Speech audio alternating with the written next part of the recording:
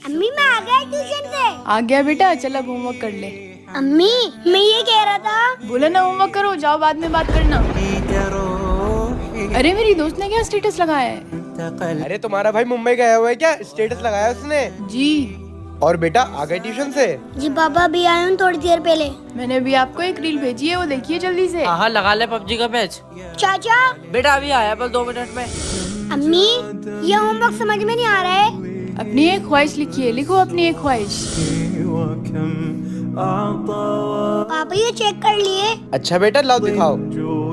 ख्वाहिश, अल्लाह से मेरी यही दुआ है कि वो मुझे मोबाइल बना दे ताकि सब मेरे साथ टाइम बिताएं। जब मैं स्कूल से घर आता हूँ तो अम्मी मोबाइल में बिजी होती हैं, पापा भी मोबाइल में बिजी होते हैं और चाचा भी मोबाइल में लगे रहते हैं। इसलिए बस मेरी यही ख्वाहिश है कि अल्लाह मुझे मोबाइल बना दे।